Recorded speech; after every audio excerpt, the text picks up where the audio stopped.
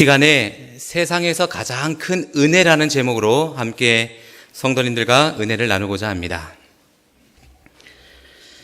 저는 이번 주에 제가 태어나서 가장 은혜로운 한 주를 보냈던 것 같습니다.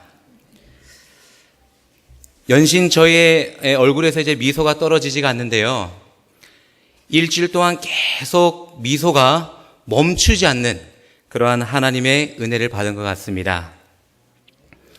아직도 사진을 못 보신 우리 성도님들 계신다고 꼭 사진을 올려달라고 해가지고 제가 오늘도 사진을 보여드려야 될 것 같습니다. 어제 찍은 건데요. 저를 닮았나요? 우리 이윤숙 집사님께서 얼굴에 반이 입이라고 저랑 똑같다고 그렇게 칭찬 아닌 칭찬을 해주셨습니다. 이렇게 새로운 생명을 맞이하게 되는 것, 새로운 생명을 갖게 되는 것, 정말 은혜 중에 은혜인 것 같습니다. 너무 기뻐요.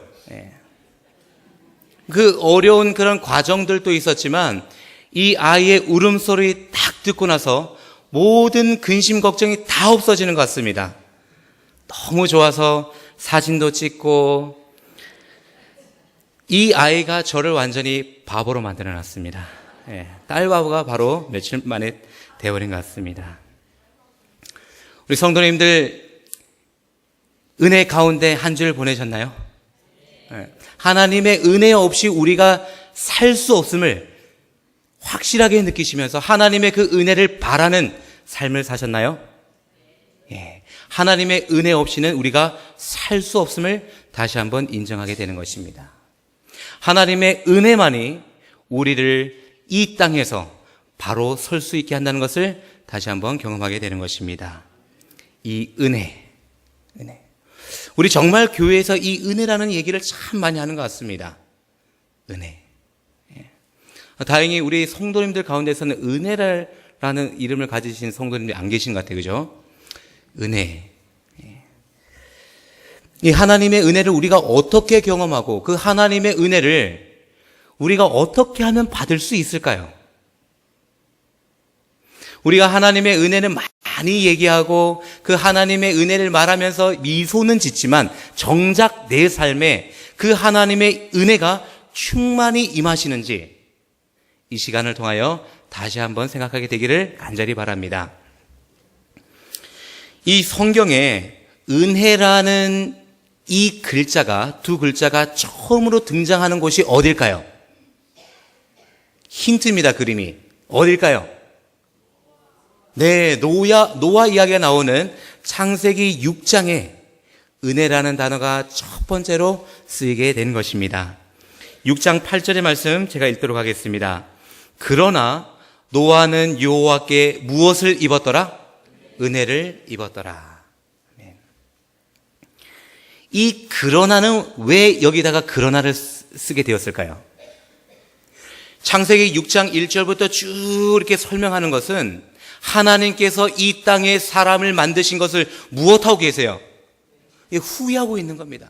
왜냐하면 이 사람들이, 이 하나님의 아들들이 사람의 딸들의 아름다움을 보고 하나님의 말씀에서 완전히 떠나버렸습니다.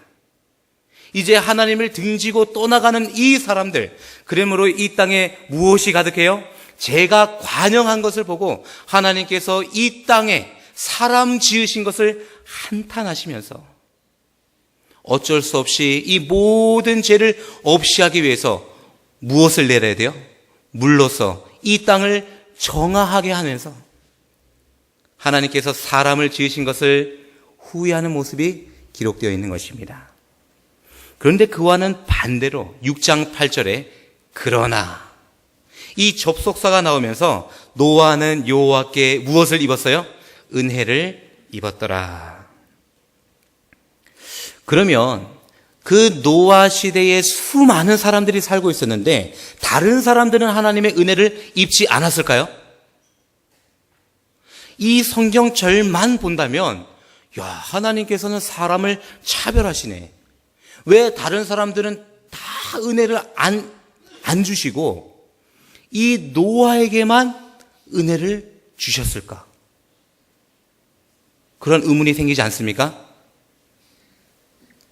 그런데 이 성경절을 읽어보니까요, 영어 성경에는 이렇게 나왔어요. 그러나 노아는 여호와의 은혜를 뭐하였더라? 찾았더라. 사실은 하나님의 은혜가 모든 사람들에게 편만하게, 공평하게, 충만하게 임하고 있었어요. 그런데 이 성경절을 미루어 봐서 노아 말고 다른 사람들은 여호와의 은혜를 찾았어요, 찾지 않았어요? 찾지 않았다라는 겁니다.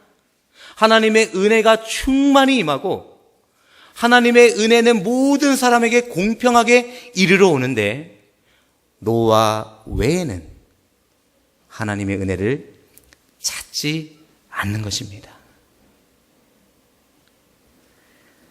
그 성경절 이어서 이렇게 또 기록하고 있습니다.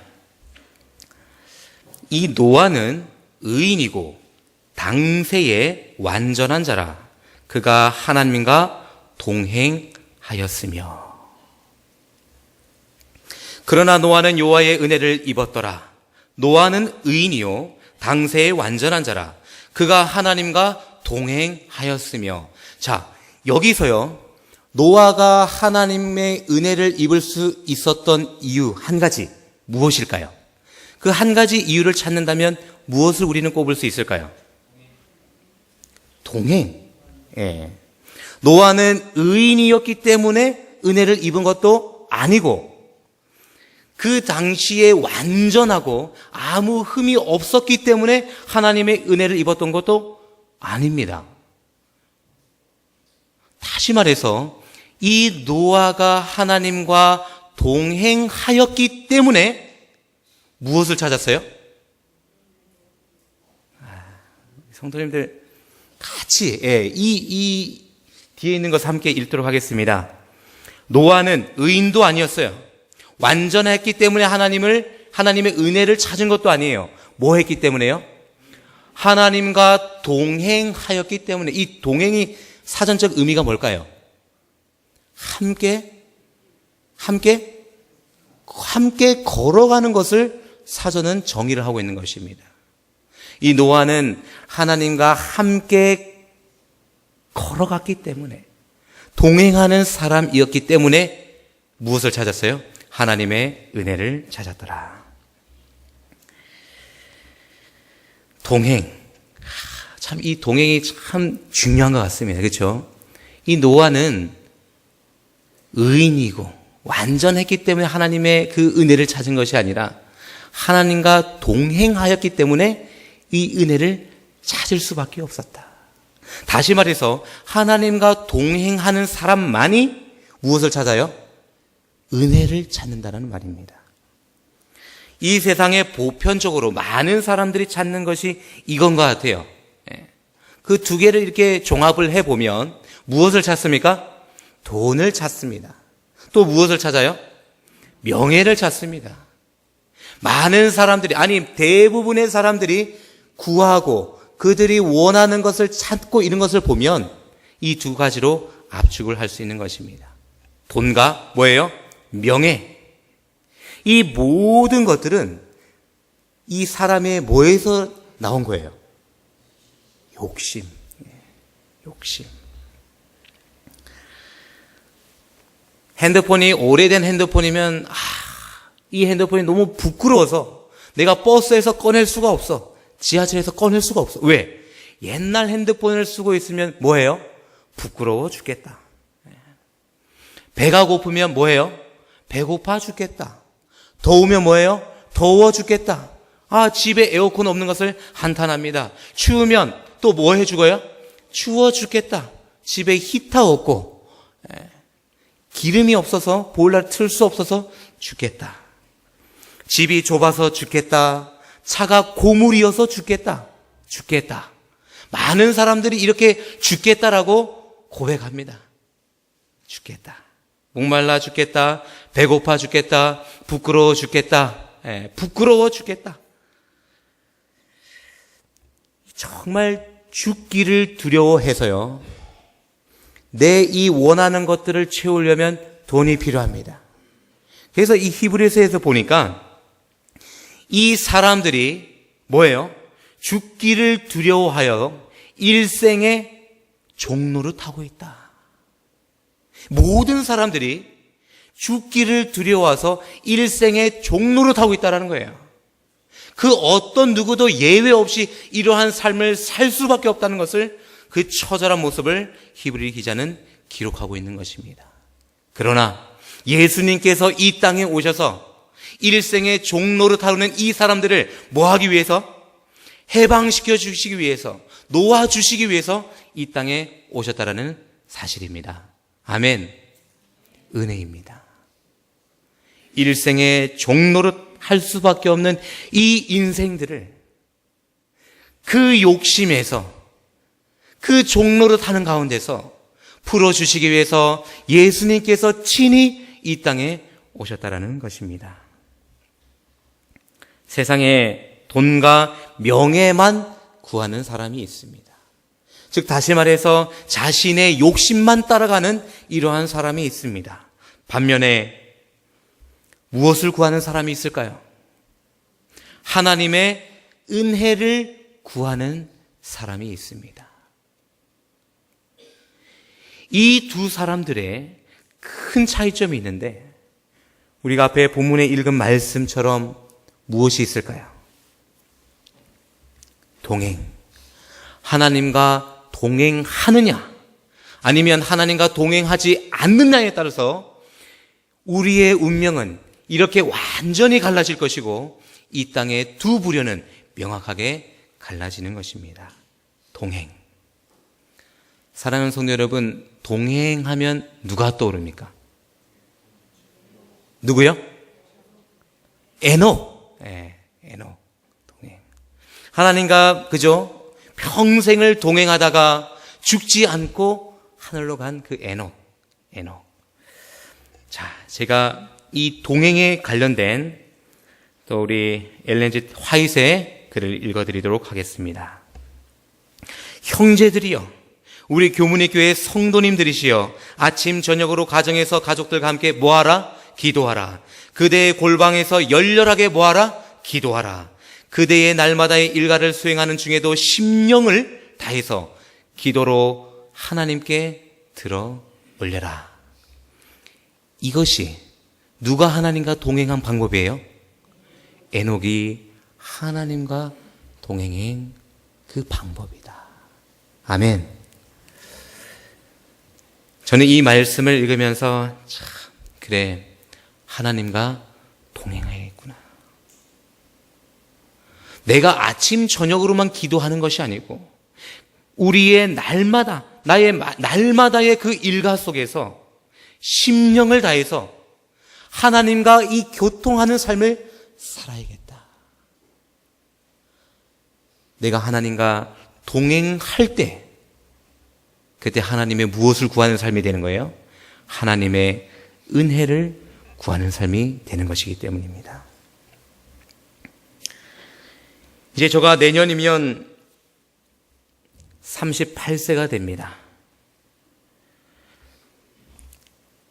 이 요한복음 5장에 보니까요, 38년 동안 처절한 모습으로 히브리 말로 베데스다라고 기록된 이 연못가에서 그의 인생을 허비하고 있는 한 사람을 만나게 되는 것입니다.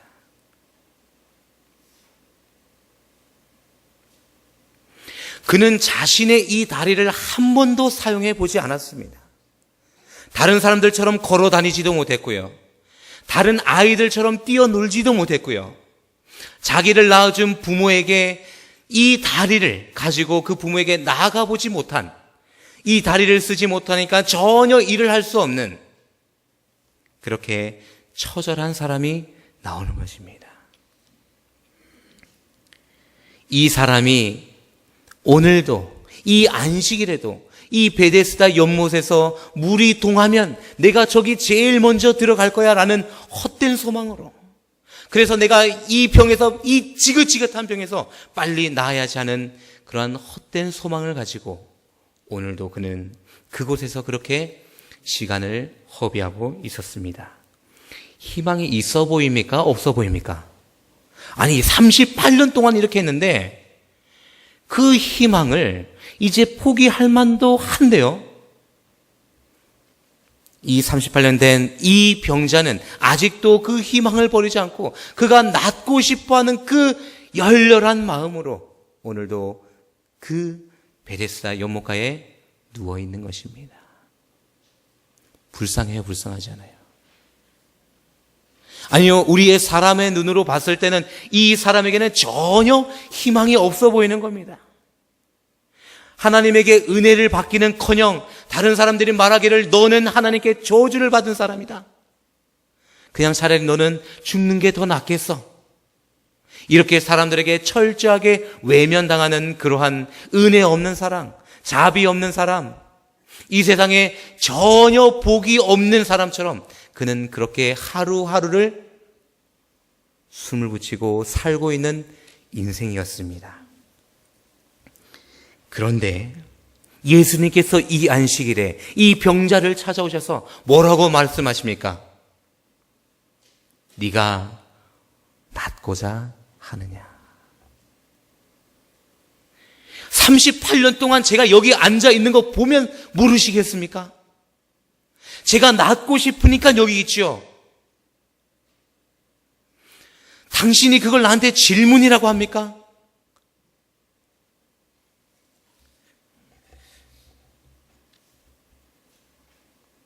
이 병자는 내가 낫고자 하느냐, 그 예수님의 말씀이에요.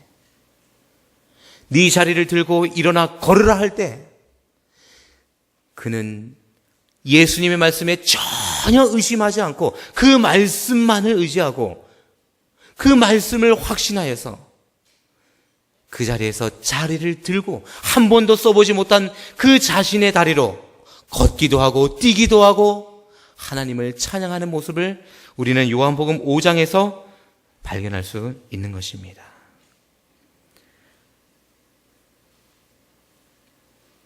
사랑하는 성도 여러분, 이 안식일에, 아니 적어도 이 요한복음 5장에요.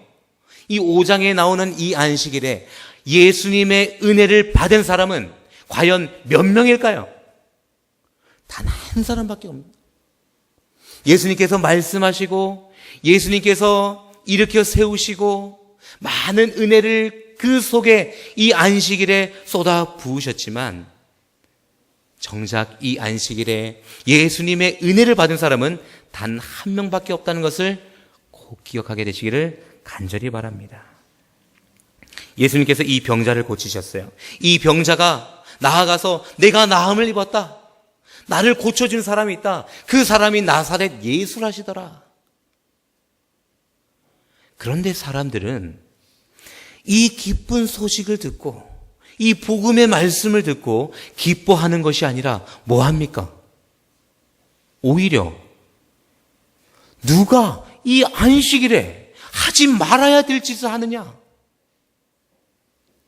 예수님께서 그 사람들의 가운데서 이렇게 말씀하십니다. 내 말을 듣고 또 나를 보내신 이를 믿는 자는 영생을 얻었고 심판에 이르지 않았느니 생명에서 사망에서 생명으로 옮겼느니라. 이 은혜의 말씀이 은혜의 말씀이 아니에요.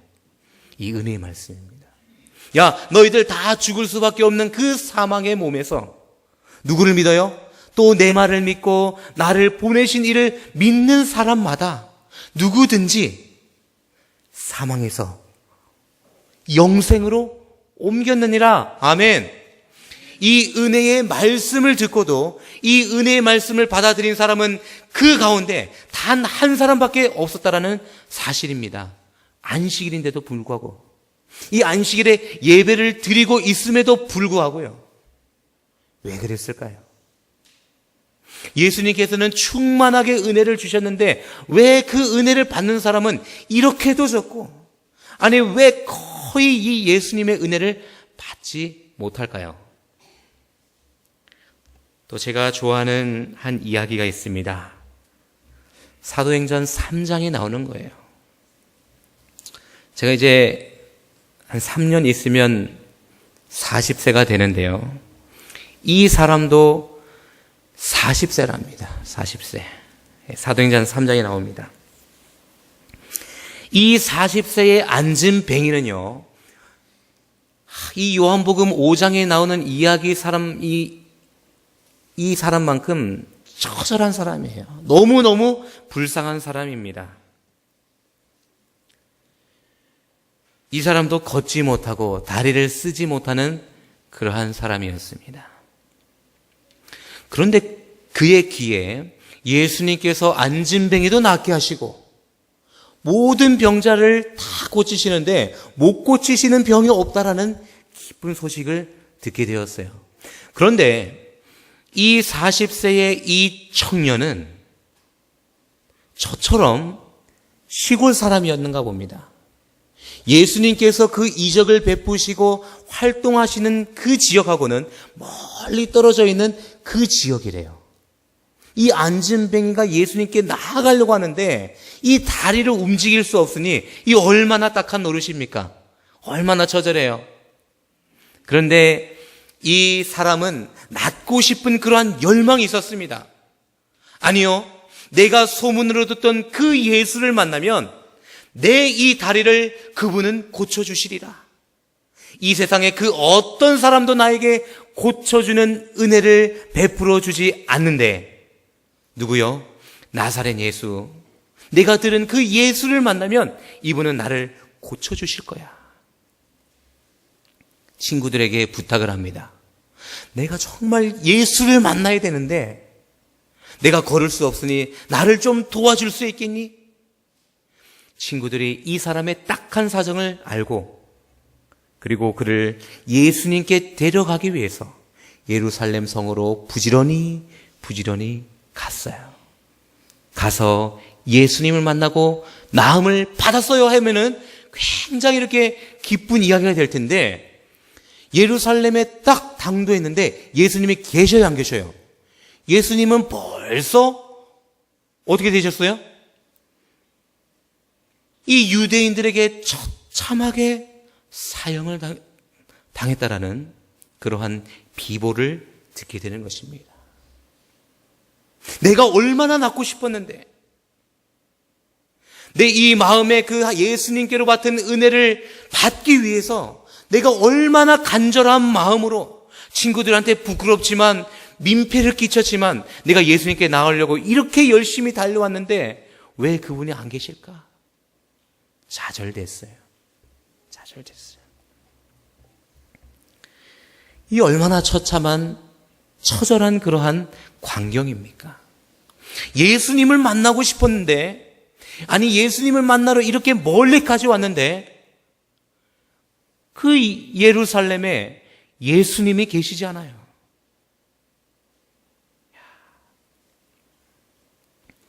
이 처절한 사람을 베드로와 요한이 찾아갑니다. 습관처럼 이 성전에 기도하러 올라가는데 예수를 찾으러 왔던 이 청년이 이제 예수를 만나지 못하고 이제 먹을 것이 없으니 이제는 이 성전 입구에서 날마다 구걸해서 사람들에게 그 필요를 구하는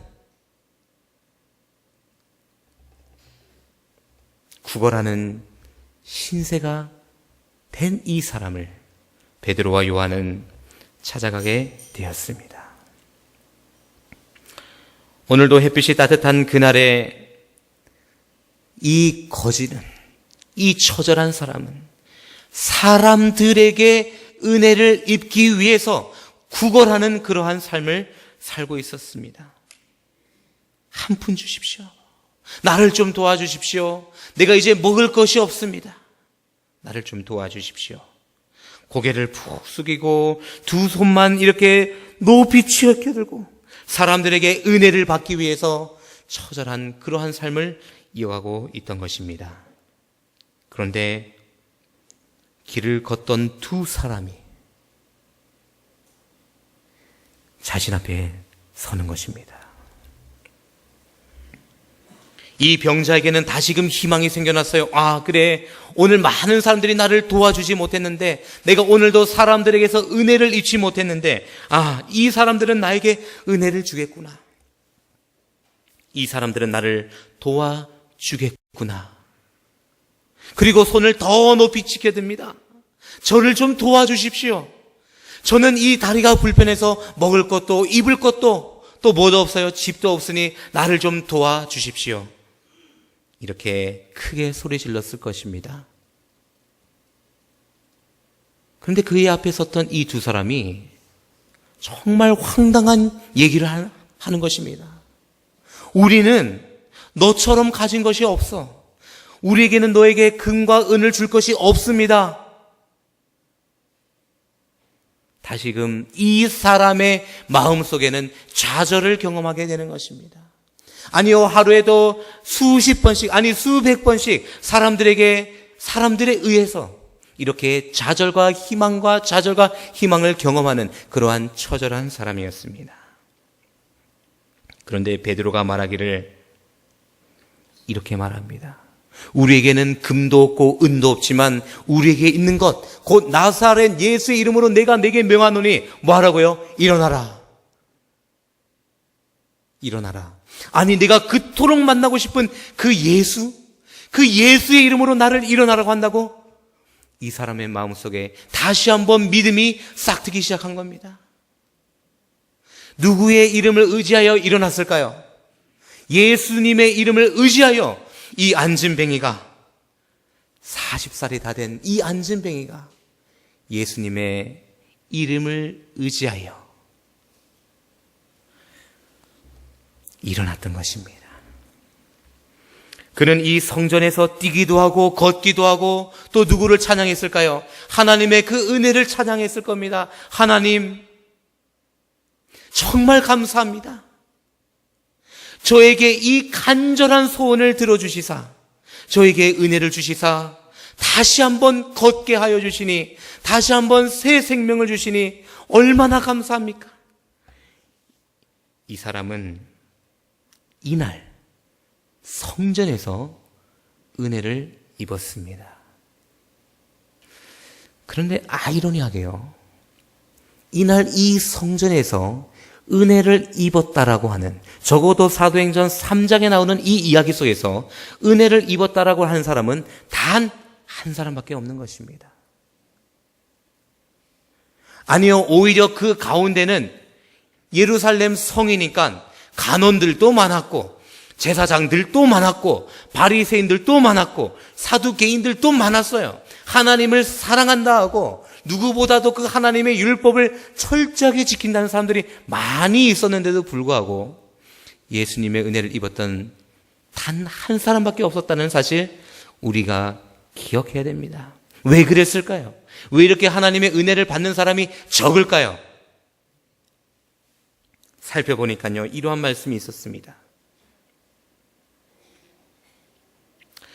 이 베드로와 요한의 말씀을 정말 예수님의 말씀으로 인식하고 이 병자는 그 말씀만을 의지하는 그 행동을 보였어요. 그죠? 그 말씀을 완전히 믿었어요. 그리고 그 말씀을 바로 행동에 옮겼습니다. 그런데 많은 사람들은요, 그 주위에 있던 사람들은, 아니 은혜를 받지 못한 그 사람들은 어떻게 했냐면요, 이 병자가 낫고 나서 이 병자가 내가 나았다 이 기쁜 소식을 막 전하니까 사람들의 그 시선이 누구한테 주목될까요? 이 베드로와 요한한테 시선이 주목되는 것입니다. 왜냐하면 이 병자를 낫게 했으니까.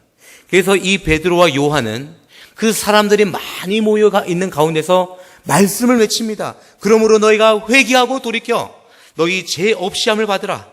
이같이 하면 유쾌하게 되는 날이 주 앞으로 이를 것이다. 회개하라, 돌이켜라, 죄 없이 함을 받아라. 그리고 무엇 받아라? 구원을 받아라. 이 은혜의 말씀을 전하는 것입니다.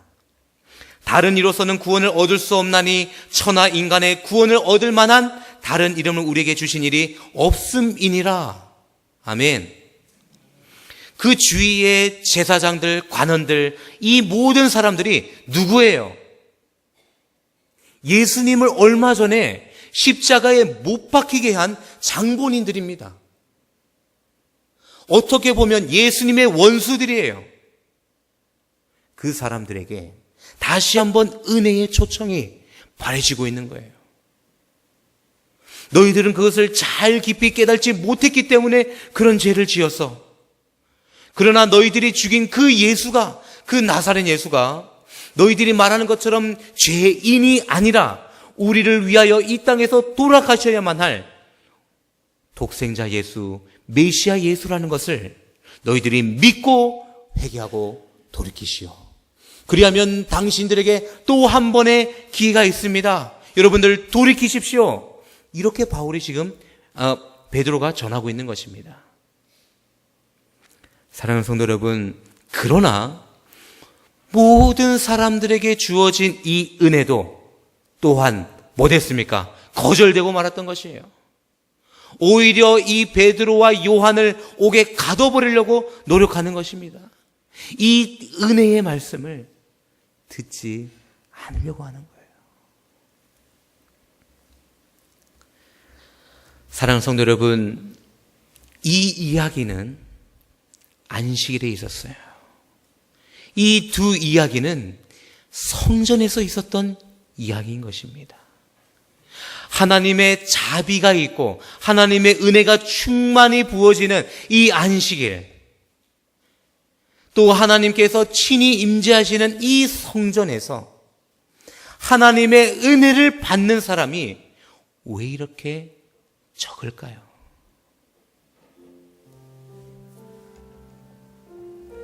사랑하는 성도 여러분, 그러나 우리에게는 희망이 있습니다. 이 병자를 보십시오. 40년 동안 걷지 못했던 이 처절한 인생들을 보십시오. 이 사람들이라 할지라도 주님께서 잊지 않으시고 동일한 은혜를 주셨습니다.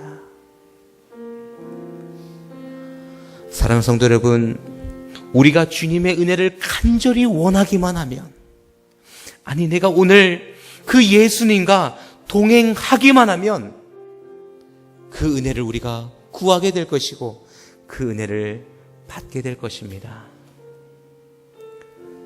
사랑하는 성도 여러분, 무엇을 구하시겠습니까? 하나님께서 주신 이 생명으로 우리가 이 땅에 살면서 우리가 무엇을 구하는 삶이 정말 주님께서 원하시는 삶이고 주께서 바라시는 삶일까요? 하나님의 은혜, 그 은혜를 구하는 저와 우리 모든 성도님의 삶이 되기를 간절히 바랍니다. 이 시간 우리 하나님의 은혜라는 찬양을 듣겠습니다.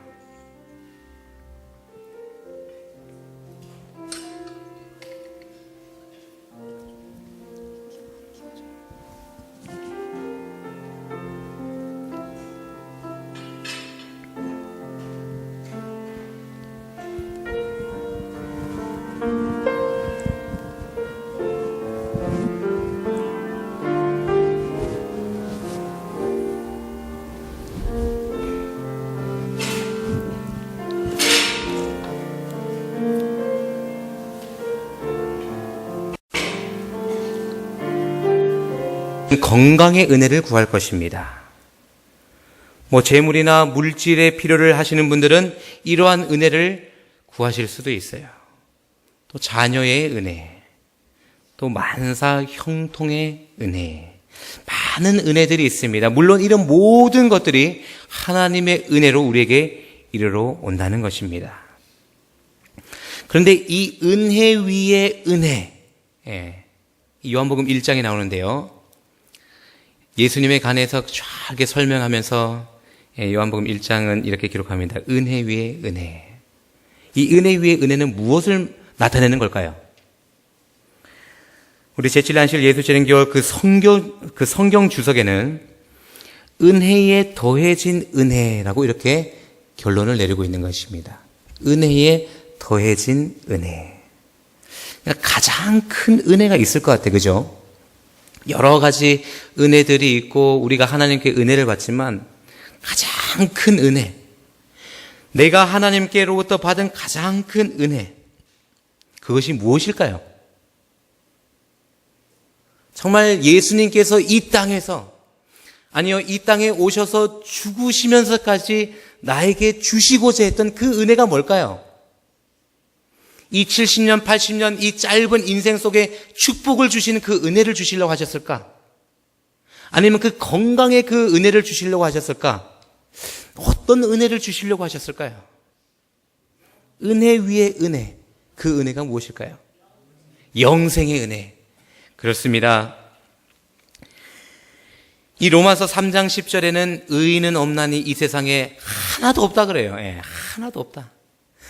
이 하나님께서 보시기에 의인이 하나도 없어요. 근데 사람들은 자꾸 의인이라 그러죠. 그죠? 다른 사람들을 위해서 죽는 사람을 의인이라 그러고 철길에서 도와주고 있는 사람을 막 의인 이렇게 표현을 합니다. 근데 하나님 보시기에는 의인이 없나니 하나도 없으며. 그리고 사도 바울은 이렇게 우리에게 권면합니다. 너희는 이 세대를 본받지 말고 오직 마음을 새롭게 함으로 변화를 받아 하나님의 선하시고 기뻐하시고 온전하신 뜻이 무엇인지 분별하도록 하라. 마음을 새롭게 하라고 합니다. 이 마음을 새롭게 해보려고 우리가 애를 써보지요. 노력을 해보지요. 그리고 또 좌절하게 됩니다. 왜요? 불가능하다는 것을 깨닫고요. 정말 이 새 마음으로, 정말 이 열심을 가지고 하나님을 섬겨보겠다고, 예수님을 닮아가겠다고 결심해 보지만 이 마음이 작심삼일처럼 자꾸만 무너지는 것을 경험하게 되는 것입니다. 어떻게 하면 이 마음을 새롭게 할 수 있을까요? 어떻게 해요? 정말 이 세상에 그 어떤 사람도 내 마음속에 새 마음을 줄 수 없고 이 마음을 새롭게 해줄 사람이 아무도 없는데 나 자신도 못하는데 이 마음을 어떻게 새롭게 할 수 있을까요? 디모데후서 5장 17절은 이렇게 기록합니다. 누구든지 원하는 사람은 그리스도 안에 거하라. 그리하면 그 사람은 뭐가 될 것이다고요? 새로운 피조물이 될 것이다. 새로운 마음을 갖게 될 것이다. 이전 것은 지나갔으니 보라 새 것이 되었도다. 아멘. 이것이 은혜 위에 은혜인 것입니다. 마음이 병들고 이 마음이 하늘로부터 많이 멀어져서 더 이상 우리가 하늘에 거할 수 없는 그러한 사람들인데 누구든지 그리스도 안에 있으면 내 죄를 대신해서 나를 위해서 돌아가신 그 예수 안에 내가 있으면 나는 새로운 피조물이다. 새로운 마음을 갖게 될 것이다. 사랑하는 성도 여러분, 오늘도 나를 위해서 그 귀한 생명을 버리신, 아니 온 우주하고도 바꾸어 주신 나의 생명을 우리 그리스도 안에 거할 수 있도록 우리가 우리의 마음을 그리스도께 바치지 않으시겠습니까? 그리함으로 우리가 그리스도 안에 거하고 하나님께서 모든 사람들에게 한량없이 충만하게 주시는 그 하나님의 은혜를 힘입어서 오늘도 정말 기쁘고 거룩한 안식을 맞이하며 그 은혜를 찬양하며 그 은혜를 감사하는 귀한 성도의 삶 살게 되시기를 간절히 바라면서 말씀을 드리도록 하겠습니다.